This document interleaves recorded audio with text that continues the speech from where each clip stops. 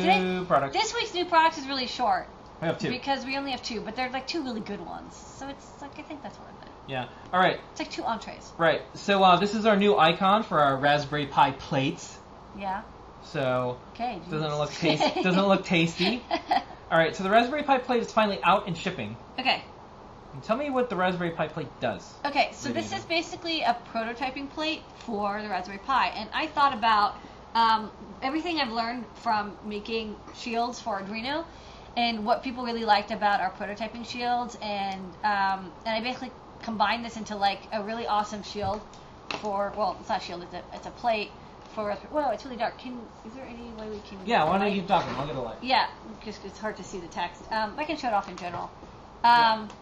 So it fits on top of this Raspberry Pi, and you can see there are GPIO headers right here.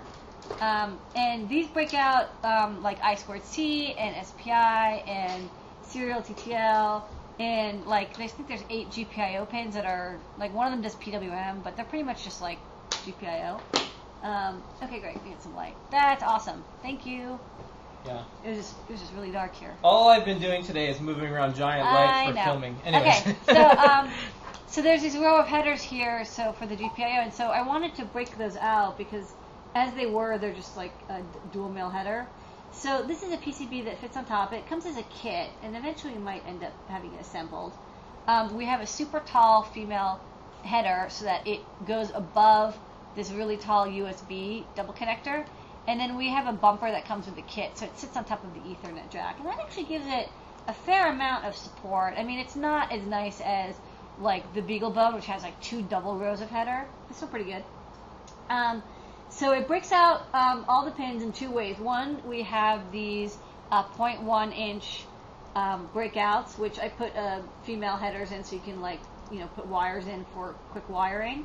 Or you can just solder to them, and they're labeled, so you can kind of see. And in the pictures on the product, it's much easier to see the SPI pins, power pins, I2C, SPI, GPIO. And then we also broke out the pins into these terminal blocks, and the terminal blocks are all labeled. Maybe I'll actually show it over here because it's a little easier to see.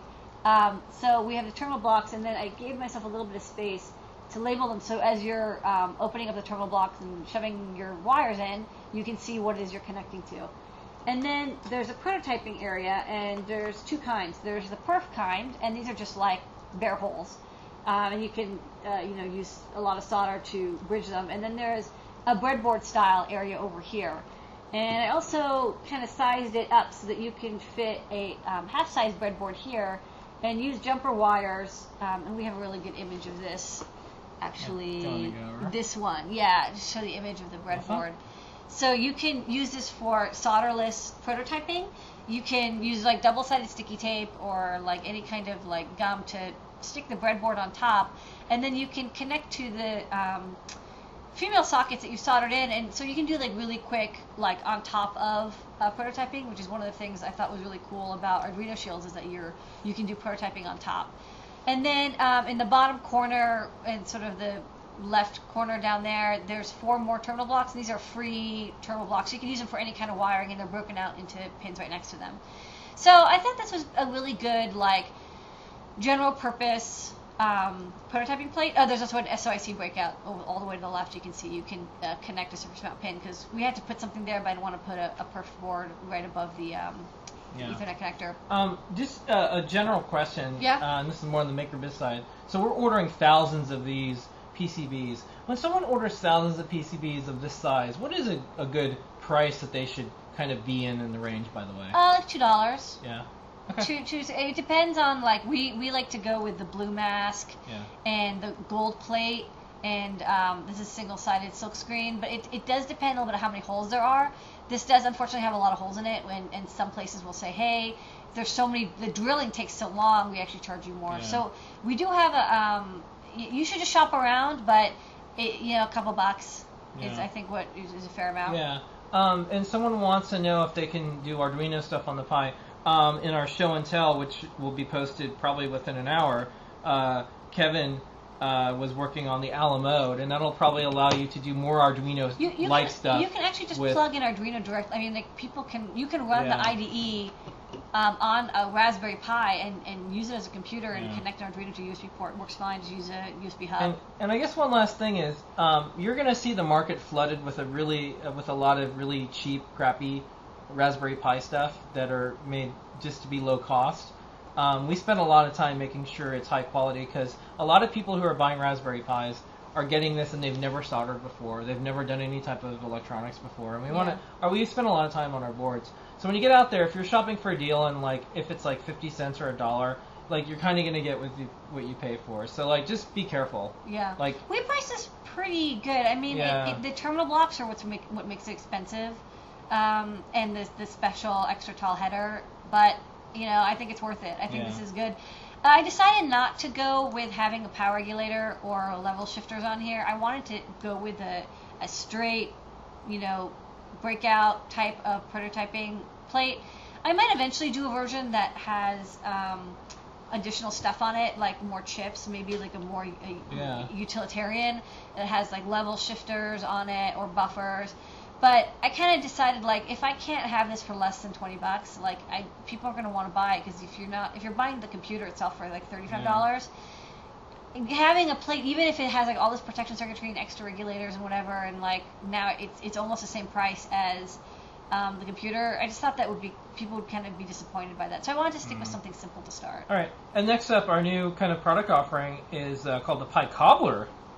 So you can cobble together many projects. The Pi Cobbler. That's what it is. So this is a kind of, whoa, what is going on with you and these cameras? I You're know, out of control today. I know, these cameras are out. Okay, you're out of control. So this is a different approach because I was thinking about when people do prototyping with an Arduino, there's two ways that they do it. One is that they use like a proto plate, right? And then you put the proto shield on top, and then you wire everything together. Another thing people do is they just stick wires or breadboarding wires or whatever into the sockets on the side, and they use a half-size breadboard, full-size breadboard. And the problem with, I was thinking about doing this with the Pi, and so I thought, we have these female-to-male jumper cables, and I thought, like, we could use those, and then you could plug them into the male header on the Pi, and then you could just plug this into a breadboard, and that would be like the cheapest and simplest and fastest way to use a breadboard. But the problem is that there's 26 pins, and like the chances of people making a mistake and like there's a lot of ground and power pins. Like they say do not connect, but they're actually connected to like ground or power. If you make a mistake, I think it's kind of like likely that you'll have problems because there's like you have to count and they're not labeled, and like only pin 1 is marked, and so we're like that's like.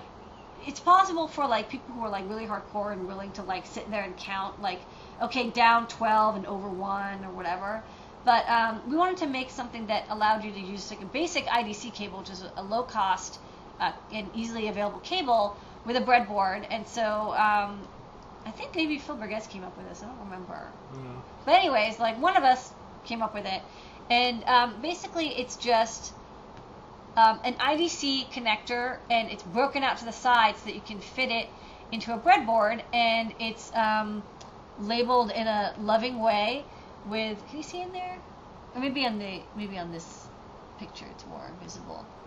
You can see that each pin is labeled with the GPIO number, or is it SPI, or is it power, so that you don't have to have a printout of the Raspberry Pi pinout. Whoa. Nice work there. Fancy. You still have your groove, huh? So you can see like the chip enable 1 or 2 and GPIO 25 and 24, because they're not labeled in like it doesn't go in like any intelligent order. It's just like like GPIO 25 is 2 pins away from GPIO 24, and so this is why we thought it would be really handy to have this little breakout.